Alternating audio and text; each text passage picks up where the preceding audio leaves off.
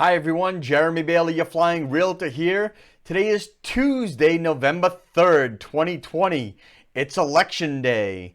And while the media is talking about our national debt and all these other issues, we figured what a great time to talk about the debt to income ratio when it comes to getting a mortgage, better known as DTI. Let's jump on over to the virtual studio where we have Suzanne Caldera from Guaranteed Rate Mortgage, and she's going to explain exactly what DTI is and how it's calculated.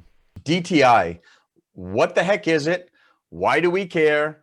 What does it have to do with mortgages, Suzanne?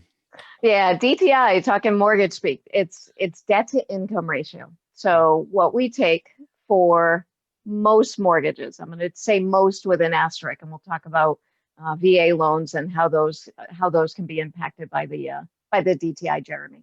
Okay. So it's debt to income ratio. What we look at, and let's take a traditional client who has a W-2 job, not self-employed right now. Let's just do W-2 job. Mm-hmm. We take their gross income and we divide it by 12. So let's say, for instance, that person's gross income was $5,000 a month. Mm-hmm. And now we look at their monthly obligations, except for food, cell bills, utility bills. Those don't come into the equation. Mm-hmm. We look at credit cards, student loans, auto loans, what we think the new mortgage payment's going to be, and we divide that by their gross income. So if someone was to have a $2,500 total obligations divided by their gross income, that would be 50%, right? Mm-hmm. Yes. I'm overthinking myself right now because I'm not. Yep, no, it's 50%. Yep, you're spot on. All right, good. The loans where there can be a difference in debt to income ratio are VA loans. VA will have certain disposable income requirements that they look at based on the household size.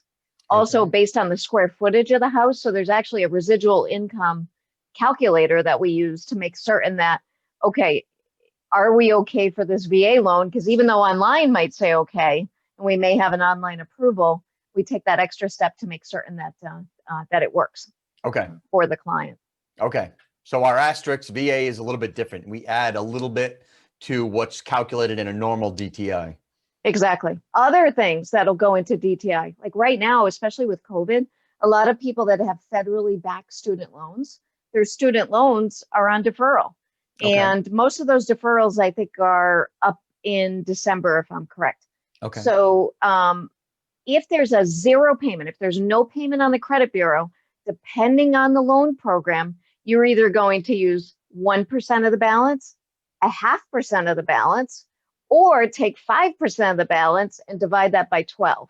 Ask you, Suzanne, is there ever a case where a DTI is close and they have a certain amount of money saved up and said, you know what, instead of the savings, why don't you pay off this debt and this debt to lower the DTI? Is that something that you might recommend to a particular client?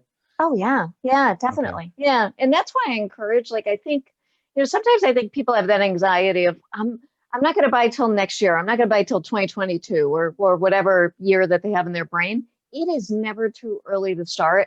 The best type of buyer is an educated buyer. Mm-hmm. Well, I hope you enjoyed this episode of Tuesday's Tips. I'm Jeremy Bailey, your flying realtor. Remember to keep your wings level, and I gotta fly.